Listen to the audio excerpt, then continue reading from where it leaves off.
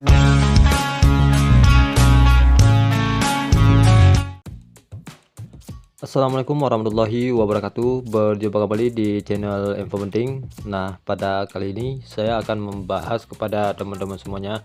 Di sini ada surat edaran ya dari BKN yang menjelaskan tentang hal penjelasan tambahan tentang sanksi bagi pelamar ASN yang mengundurkan diri. Nah, sebelumnya buat teman-teman jangan lupa teman-teman subscribe, like, komen, dan share video ini jika bermanfaat buat teman-teman semuanya.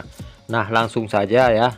Apa saja penjelasan terkait tentang tambahan tentang sanksi bagi pelamar ASN yang mengundurkan diri? Saya langsung saja scroll ke bawahnya teman-teman ya. Di sini berkenaan dengan pelaksanaan dari pasal 58 ayat 2 ya teman-teman ya. Peraturan Menteri Pendayagunaan Aparatur Negara dan Reformasi Birokrasi Nomor 6 Tahun 2024. Jadi dijelaskan tentang pengadaan pegawai aparatur sipil negara teman-teman ya. Dengan ini disampaikan hal-hal sebagai berikut. Nah, apa saja kita bisa bacakan langsung ya. Yang pertama pasal 58 ayat 2 Peraturan Menpan RB ya teman-teman ya. Nomor 6 tahun 2024 menyebutkan bahwa dalam hal pelamar yang sudah dinyatakan lulus teman-teman ya tahap akhir seleksi dan atau sudah mendapatkan nomor induk calon PNS atau P3K kemudian mengundurkan diri teman-teman ya, pada yang bersangkutan dikenai sanksi tidak boleh melamar pada penerimaan ASN untuk 2 tahun anggaran pengadaan pegawai ASN berikutnya. Nah, yang pertama sanksi di sini dijelaskan yang bahwa kalau kita mengundurkan diri jika sudah dinyatakan lulus pada tahap akhir seleksi ataupun sudah mendapatkan di sini nomor induk calon PNS atau P3K, itu nanti kita tidak dibolehkan dikenakan sanksi tidak boleh melamar pada penerimaan ASN untuk 2 tahun anggaran pengadaan pegawai ASN berikutnya ya.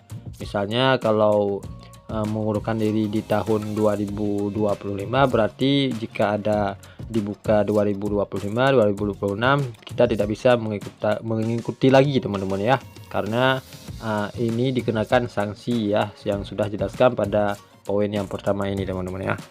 Kemudian poin yang kedua, sanksi sebagaimana tersebut dalam angka 1 dikecualikan teman-teman. Jadi di sini ada dikecualikan bagi pelamar yang dinyatakan lulus tahap akhir seleksi di lokasi berbeda dengan lokasi yang dilamar sebagai hasil optimalisasi kebutuhan formasi.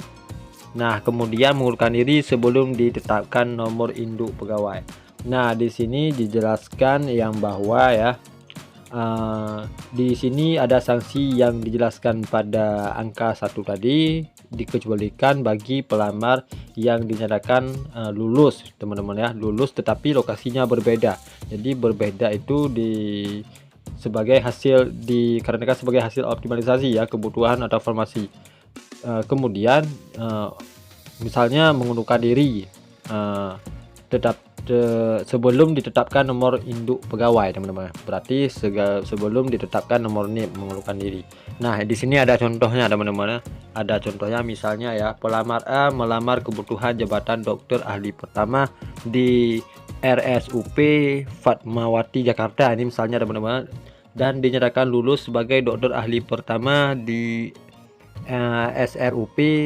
Jadi di sini apabila yang bersangkutan mengundurkan diri saat pembekasan atau pengisian riwayat hidup maka tidak dikenakan sanksi tidak boleh melamar pada penerimaan ASN untuk 2 tahun anggaran ya teman-teman ya.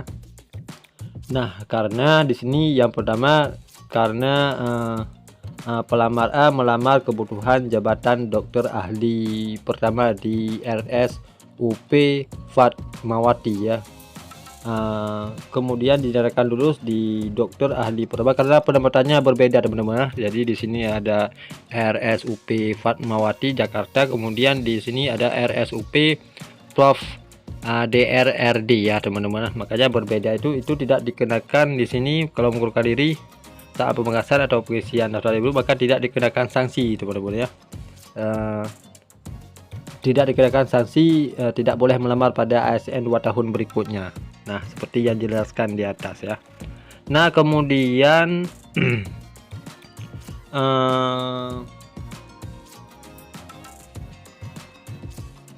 nah, di sini ada jelaskan lagi ya untuk apabila yang bersangkutan mengundurkan diri setelah mendapatkan nomor induk pegawai atau mendapatkan NIP, maka kepada yang bersangkutan dikenakan sanksi teman-teman ya. Berarti kalau sudah mendapatkan NIP, mengundurkan diri, baru dikenakan sanksi, tidak boleh melamar 2 tahun ke berikutnya ya untuk ASN teman-teman ya.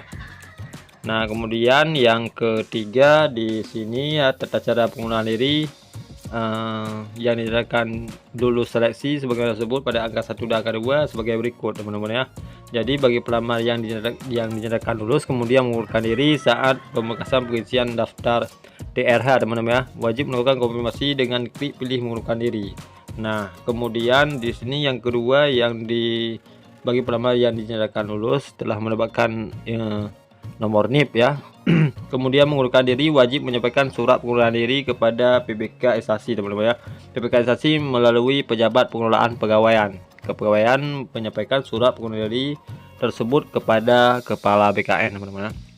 Kemudian yang terakhir di sini bagi pelamar sebagaimana angka 1 dan 2 yang dijelaskan dari atas, tidak melakukan prosedur pengunduran diri sebagai dimaksud pada angka 3.